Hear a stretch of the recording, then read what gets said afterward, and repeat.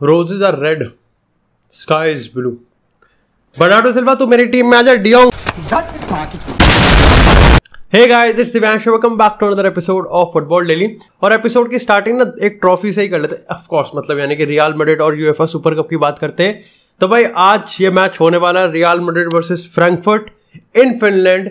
और भाई इन दोनों टीम्स के बीच में इस लेवल पे जो मैच है 1960 के बाद हो रहा है. और उस मैच में एक्चुअली हमने 7-3 से हराया था यहाँ पर फ्रैंकफर्ट को. अगर टीम की खबर की बात करें तो फ्रैंकफर्ट से एक बहुत बड़ा जो पीस है ना वो इस मैच में पार्टिसिपेट नहीं करने वाला, यानी कि फिलिपे कोस्टिच, क्योंकि कोस्टिच का ट्रांसफर यूवेंटस में हो रहा है. अच्छी चीज भी है, बुरी चीज भी है, क्योंकि यूवेंटस स्ट्रांग हो रही है, यानी कि राइवल चैंपियन लीग का राइवल स्ट्रांग हो रहा है. और अच्छी चीज़ है कि यार ये काफ़ी इंपॉर्टेंट प्लेयर था. अगर हम फ्रैंकफर्ट के गेम स्टाइल की बात करें, चाहे आप अगर क्रूशल्स गेम की बात करें, रेंजर्स वाले मैच की बात करें यहाँ पर यूरोपा फाइनल में हराया था, या फिर हम उसकी बात करें बार्सिलोना वाले मैच की बात करें, तो वहाँ पर भी जो फ्रैंकफर्ट के इस पूरे सिस्टम में कोस्टिच का जो रोल है ना वो काफ़ी ज़्यादा इंपॉर्टेंट हो जाता है. लेकिन नंदलेस अगर हम फ्रैंकफर्ट एज अ टीम की बात करें तो हाई इंटेंसिटी गेम खेला जाएगा, अनप्रेडिक्टेबल गेम खेला जाएगा, दूर से धड़ाधड़ टापे टापे मारे जाएंगे. लेकिन इसी के साथ यार अपने गिरेबान में झांक लेते हैं और बात करते हैं अपनी टीम की. तो भाई कार्लो एंसेलोटी ने इस चीज़ को क्लियर कर दिया एक तरीके से कि रियल मैड्रिड की वही टीम उतरेगी जिसने यहाँ पर चैंपियन लीग खिलाया था. यानी कि हम एक्सपेक्ट सकते हैं कि यहाँ पर रुडिगर नहीं होगा, चुआमेनी नहीं होगा, और मे भी शायद से यहाँ पर कामाविंगा भी स्टार्ट नहीं करेगा. तो मोस्ट प्रोबेबली यहाँ पर अगर हम बैकलाइन की बात करें तो आलाबा होगा, फर्लैंड मेंडी होगा, ईडर मिलिटाओ होगा, डैनी कार्वाहाल होगा, with of course Thibaut Courtois between the post. उसी के साथ यहाँ पर केसीएम होंगे हमारे मिडफील्ड में, with Vinicius junior, Benzema and Valverde as the hybrid winger. ये सिस्टम वेल प्रूवन्ड है, विनर है, सब अच्छा सेट हो जाएगा. रॉड्रिगो सुपर सब की तरह यूज होगा. खैर कामाविंगा चुआमेनी देखते रहेंगे. इस गेम से मेरी प्रेडिक्शन क्या है? I think I am going to predict यहाँ पर 2-0 विन फॉर रियल मैड्रिड. शायद से हम एक गोल कंसीड भी कर सकते हैं, लेकिन हाउएवर मैं फिर भी 2-0 विन ही प्रेडिक्ट करता हूँ real Madrid. Do let me know your prediction in the comment section down below. वैसे यार आज वॉच लॉन्ग भी है, तो डू मेक श्योर कि 11:30 बजे यार इस मेन चैनल पे वॉच लॉन्ग के लिए ट्यून भी हो जाना. और क्योंकि हम दूसरे चैनल पर रोज फीफा करियर मोड खेलते हैं, तो आज हम फीफा करियर मोड 7:30 बजे तक खेलेंगे. ऑफकोर्स यार देखो मेरे पास एलगाटो नहीं है तो मैं स्केड्यूल नहीं कर सकता, तो एक बार प्लीज यार आ जाना. और वैसे भी मैं कम्युनिटी पोस्ट तो कर ही देता हूँ अपने मेन चैनल से.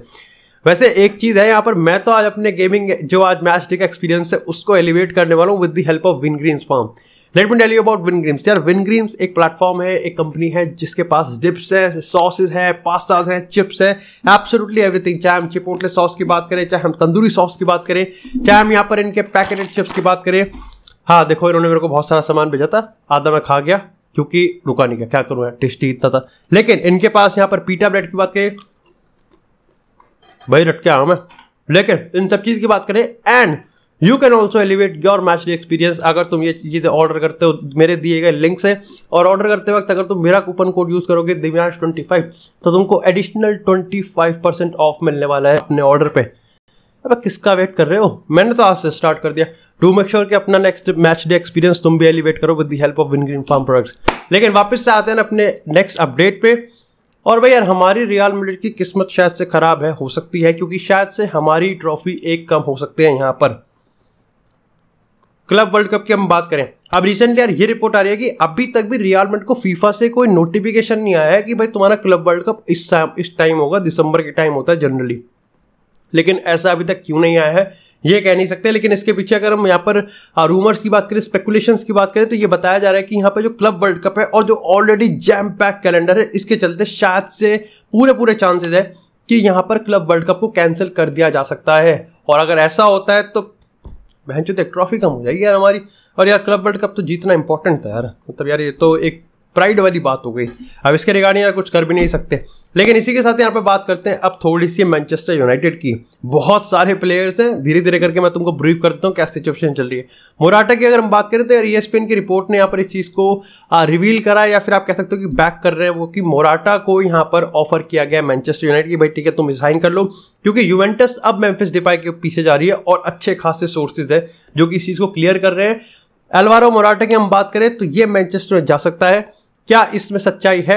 देयर माइट बी, क्योंकि अर्नातोविच वाली डील कैंसिल हो गई, उस पर हम आते हैं. लेकिन अगर मोराटा की बात करें तो यार कोई नई चीज़ नहीं है जब मैनचेस्टर यूनाइटेड एक्चुअली में मोराटा को साइन करना चाहती है. अब इसके रिगार्डिंग मेरा ओपिनियन सिंपल सा है. I think Morata as a backup striker अगर क्रिस्टियानो रोनाल्डो, फिर Anthony Martial and then comes Alvaro Morata, for me is good. Morata को मैंने यूवेंटस में भी देखा है, मोराटा को मैंने चेल्सी में भी देखा है, ऑफ कोर्स मोराटा को मैंने रियल मैड्रिड में तो खैर अपने उसके ताबड़तोड़ फॉर्म में देखा है। यहाँ पर प्रॉब्लम बस मेरे को एक प्राइस टैग से होता है। अगर यहाँ पर 40-50 मिलियन मांगती है Atletico, then it's a bit too much for Alvaro Morata, considering the fact कि वो एक थर्ड स्ट्राइकर ही होगा। लेकिन हाँ, अर्नातो इससे तो बहुत बढ़िया है। इसी के साथ बात करते हैं यहाँ पर SMS यानी कि सर्ज मिलिंकोविच-साविच की।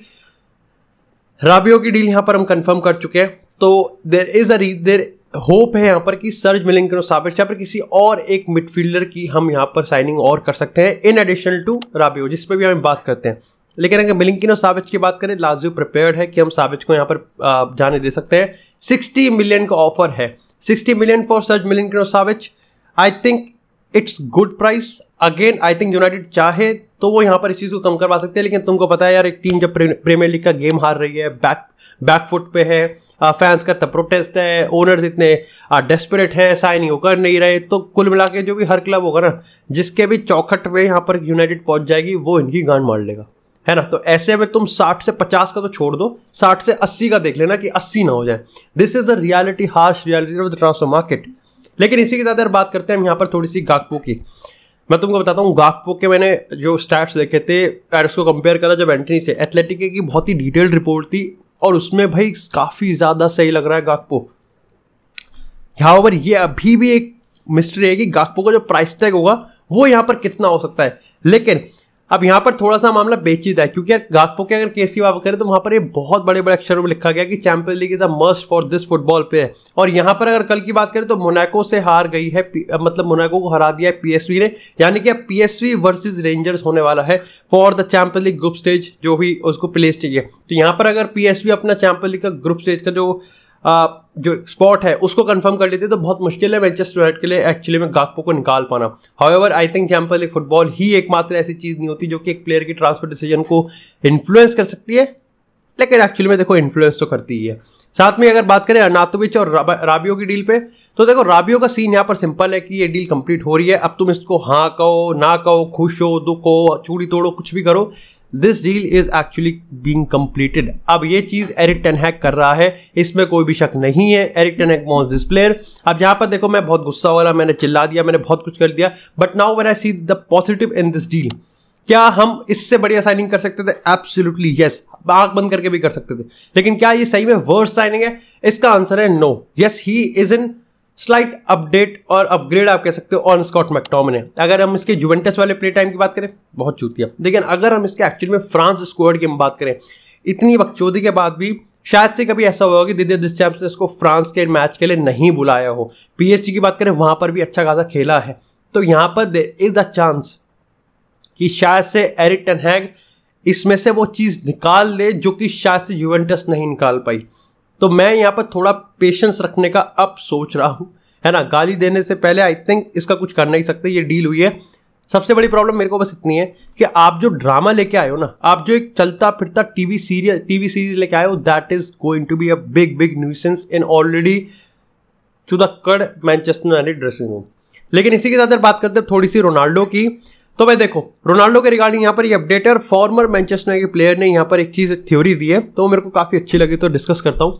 उन्होंने यहाँ पर एक, अगर रोनाल्डो को यहाँ पर एक्चुअली में एरिक टेन हैग रोकता है ना, तो एरिक टेन हैग यहाँ पर अपने स्क्वाड की अथॉरिटी है वो छोड़ देगा। यानी कि उसके हिसाब से या तो रोनाल्डो के हाथ में अथॉरिटी है या फिर एरिक टेन हैग के हाथ में अथॉरिटी है। क्योंकि अगर यहाँ पर रोनाल्डो को आप रखते हो, उसने पहली बात तो ये चीज कही कि रोनाल्डो के रिगार्डिंग आप अपना स्क्वाड नहीं बिल्ड कर सकते, मैं उससे एग्री करता हूँ। ही इवन हिमसेल्फ सेड कि यहाँ पर रोनाल्डो को आप सारे मैचेस नहीं खिला सकते, लेकिन क्योंकि रोनाल्डो का स्टेटस इतना बड़ा है तो उसका ऑटोमेटिक वो हो जाता है, क्वालिफिकेशन हो जाता है कि ठीक है हर मैच मैं स्टार्ट करूंगा। यहां पर मैं डिसएग्री करता हूं, because I think Erik ten Hag knows how to shift, how to rotate players. और अगर वो चाहता तो रोनाल्डो को स्टार्टिंग 11 में डाल देता, बट ही स्टिल उसको स्टार्टिंग 11 में नहीं डाला। आई थिंक हर डिसीजन को ऐसे देखना कि अब रोनाल्डो के हाथ में पावर आ गई, या फिर ऐसे देखना कि अब एरिक टेन हैग के हाथ में पावर आ गई, ये सीधा साधा न्योता है कि कंट्रोवर्सी आप आओ और हमारी गांड पे पीछे थप्पा मार के जाओ। इसको हर चीज को हम ऐसे भी दे सकते हैं कि ये स्ट्रेटेजिकली यूज है। एरिक टेन हैग को भी पता है कि सारे मैचेस नहीं खेल पाएगा रोनाल्डो, और इसलिए उसको कहीं ना कहीं इसको स्ट्रैटेजिकली यूज करना पड़ेगा, and this is a very important thing. इसी साथ अगर हम बात करें ब्रीफ में कि अर्नातोविच की डील को क्या हुआ, तो भाई देखो, अर्नातोविच की डील को सबसे पहले तो बोलोग्ना की बात करें तो उन्होंने पहली बिड को रिजेक्ट कर दिया। हाउएवर वो जब सेकंड बिड का वेट कर रहे थे तब उनको एक्चुअली पता चला कि जो ग्लेजर्स हैं, जो डिसीजन है यूनाइटेड की हालांकि को इतनी गाली पड़ रही थी और इतना फैंस का बैकलैश मिल रहा था कि उन्होंने एक्चुअली में डील ही ऑफ कर दी है और अब ये 100% डील ऑफ हो चुकी है। अर्नातोविच प्रिपेयर था, खुश था, एक्साइटेड था कि मैं मैनचेस्टर यूनाइटेड ज्वाइन कर रहा हूं, सब उसको लग रहा था, लेकिन फैंस के बैकलैश को देखते हुए ये डील यहां पर अब ऑफ हो चुकी है, थैंक गॉड। और इसी के चलते हम यहां पर मोराटा से भी लिंक्ड हो रहे हैं। लेकिन इसी के साथ अब बात करते हैं थोड़ी सी बार्सिलोना की। मेरे को पहले ये समझ में नहीं आ रहा कि 50 से 55 मिलियन में बर्नार्डो सिल्वा लेके कैसे आ रहे हैं भाई। या तो पेप गार्डियोला सीरियल का अंडरकवर एजेंट है, लेकिन जोक्स अपार्ट आई थिंक अगर ये चीज बार्सा पुल ऑफ कर देती है, ये literally one of the best bargains होगा पिछले कुछ ट्रांसफर सीजन्स की मैं बात करूं। लाइक बर्नार्डो सिल्वा इन 55 मिलियन यूरोज, क्या कर रहे हो भाई, क्या कर रहे हो।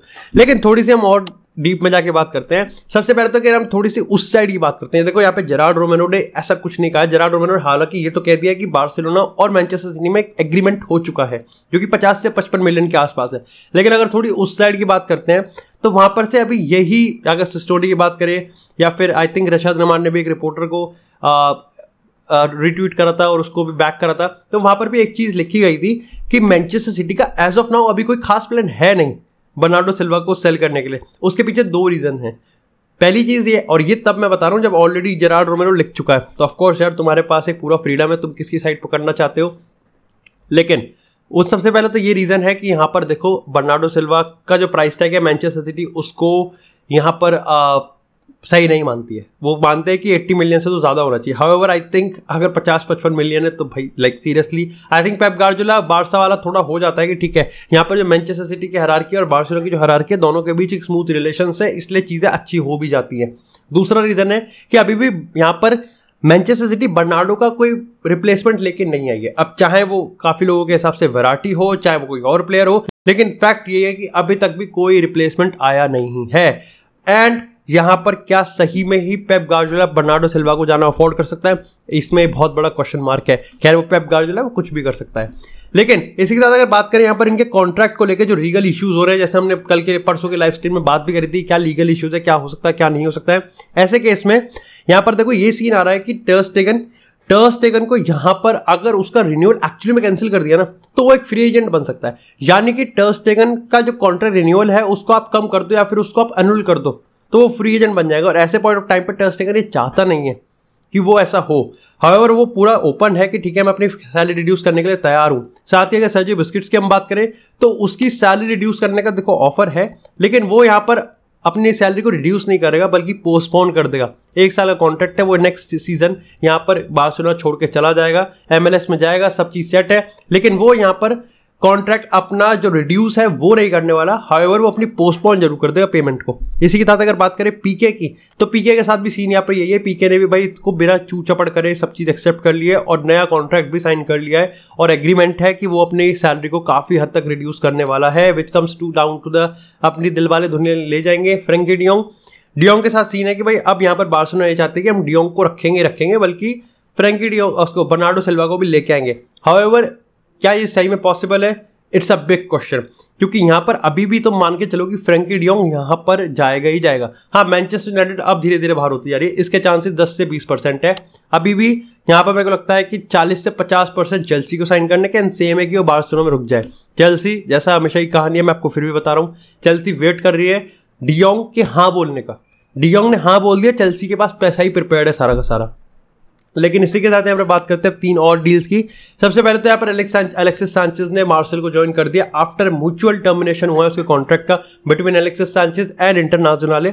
सेकंड चीज यहाँ पर है कि Fabian Ruiz to PSG is almost done. मतलब PSG इतनी दूर है चैंपियन लीग में सबकी गांड फाड़ने के, इतनी दूर है। And not just because of Fabian Ruiz, लेकिन Fabian Ruiz, Vitinha, Sergio Ramos वापस से अपनी बेस्ट पे आ गए, मेसी, नेमार, एम्बापे बढ़िया से ठोक रहे हैं। पता नहीं क्या कर रहे हैं यार, ये टीम क्या कर रही है। और अगर ये स्क्रीनियर भी लिया है ना तो पता नहीं दिमाग ही खराब हो जाएगा। खैर ये फोफाना की रेस में भी है, बट वहां पर हम एक्सपेक्ट कर सकते हैं कि चेल्सी वो रेस जीत जाएगी। इसी के साथ केलोर नावास भाई नेपोली जाएगा। And the last deal comes out to be the Nico to Valencia. Of course यार निको का कोई प्रॉब्लम नहीं है, बल्कि जावी बहुत हाईली रेट करता है निको को। हाउएवर निको को गेम टाइम चाहिए और ऐसे में निको को वेलेंसिया भेजना ये बहुत ज़्यादा सही मूव है। यहाँ पर कोई भी बाय का ऑप्शन नहीं है, विच टेल्स द स्टोरी कि बार्सिलोना कितना ज़्यादा हाईली रेट करती है निको को। तो ये था यार आज तक का एपिसोड। डू मेक श्योर कि आपने अभी तक एपिसोड को लाइक नहीं किया तो लाइक करें, चैनल को सब्सक्राइब करें और अब मेरे सेकंड चैनल को भी सब्सक्राइब कर देना। तब तक के लिए stay tuned, stay safe and I will see you in the next episode.